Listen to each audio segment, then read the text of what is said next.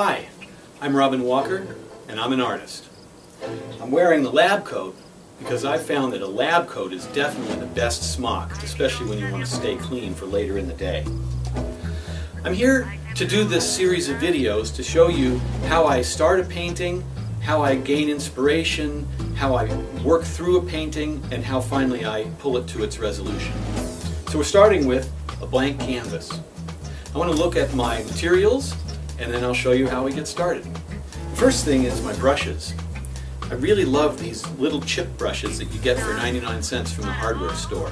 They leave a good brush mark, they use paint like crazy, and it keeps me free and loose without getting all constricted and full of myself, with my brush strokes. I have a couple of others. This is a $75 Kolinsky Sable brush.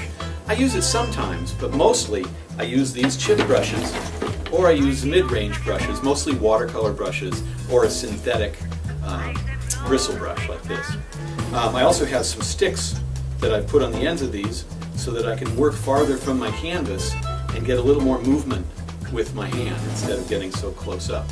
It's a trick I got from my mentor and friend, Robert Burridge. Look him up online, you'll love his stuff.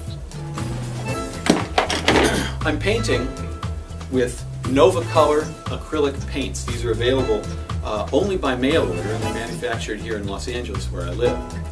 I buy them by the quart and then transfer them into these smaller bottles. From here, I just squirt them right onto the palette.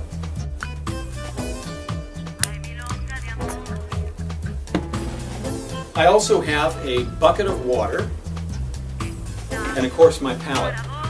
Now for a palette, I'm using a sheet of polyethylene plastic, which is available at plastic supply houses. I got this one online. It was about $10 or $12.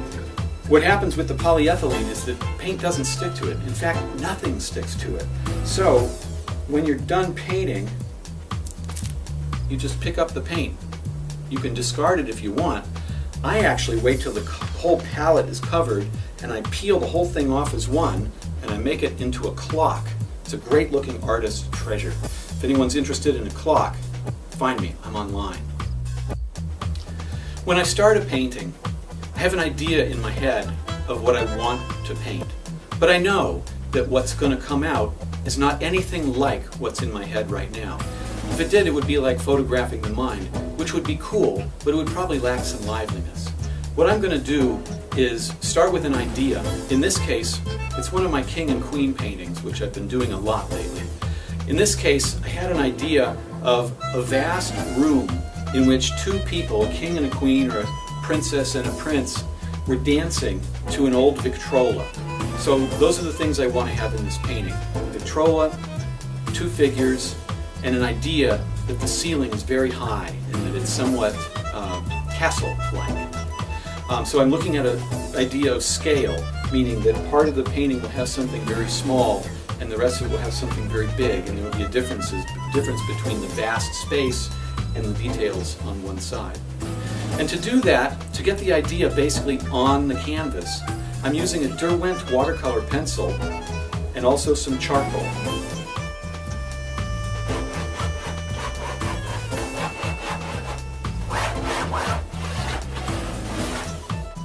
My next step is to take one of these chip brushes and just start getting some color down.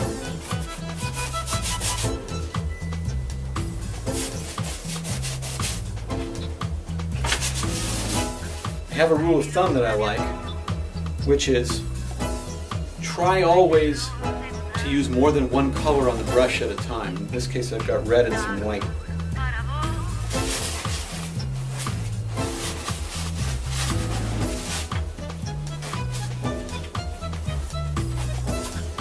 Having lots of color makes it interesting. At this stage in the painting, I'm not going for composition, I'm not going for color, I'm just going for a good beginning.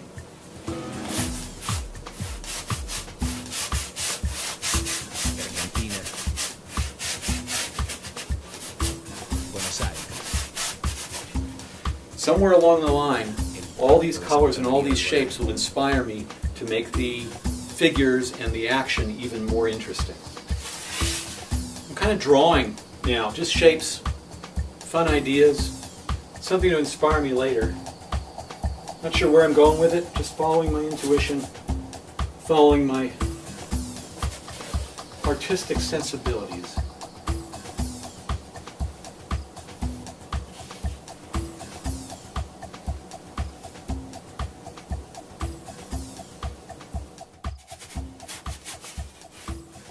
I like using a dirty palette because sometimes I'll put my brush into the wrong color, like thinking it's purple, I might get blue because they're both so dark. And then you get a surprise. And it's the only way to get the surprise, you got to trick yourself into them.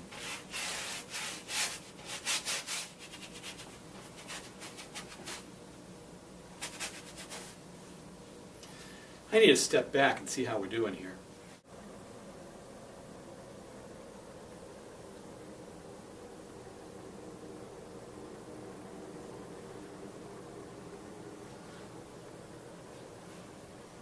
Wow, what a royal mess. I can't wait to see what this turns into.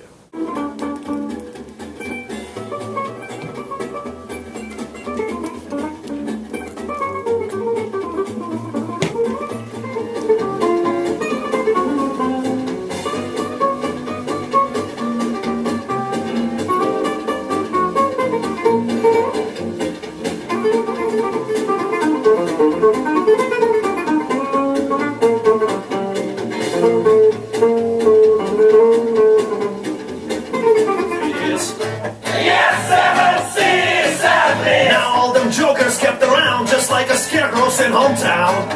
Yes, scarecrows in hometown. From screen to screen, them traveling. But them a wanderlust came.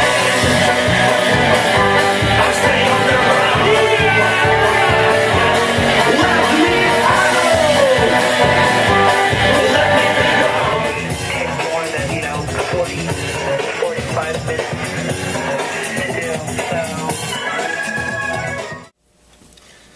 Well, here I am after another day of putting lots of paint on the canvas and making some crazy marks. I then, after I had the image that I wanted, first I had it in the water-soluble pencil, and it was drippy and big, and then lots and lots of colors here and there, just a crazy mess. And I had the image I wanted. I had the idea of it on the canvas. And then I took the canvas and I turned it upside down so that I wouldn't see what I had already drawn. I would have to find the image again. And you can see I found a little bit of it right here. I found the gramophone idea, and I found a couple of figures right here, and I've kind of outlined them a little bit. I've also realized that these circles here and here and here are things I really like, so I'm going to incorporate them and maybe make them into horns or something blasting into the room.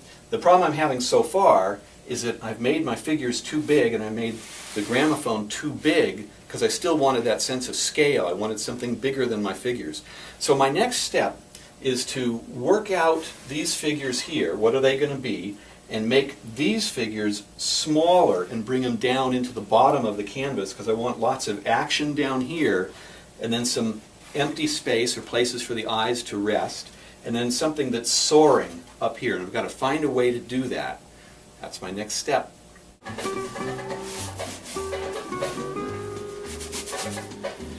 Here's a new discovery I made while I was doing this. So I've added these figures here, and I like them better, but look at these figures back here. They're dancing too. I'm going to leave them, but just tone them down a little bit so they're not quite as prominent as the front figures are. Let's see how we can do that. Let's just put some color on here. You get this big dark blue. Make this be a smaller head.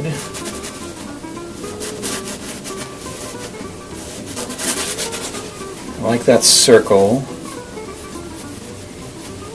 This arm can go up also.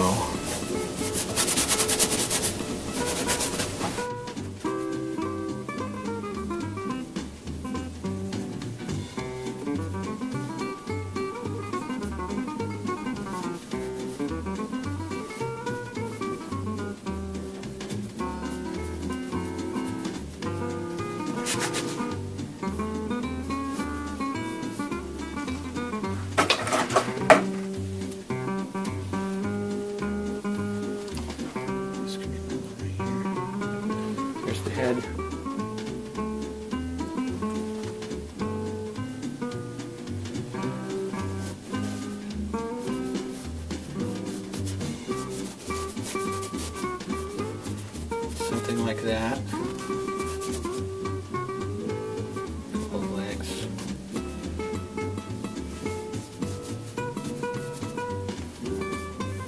Hand off into that. There we go.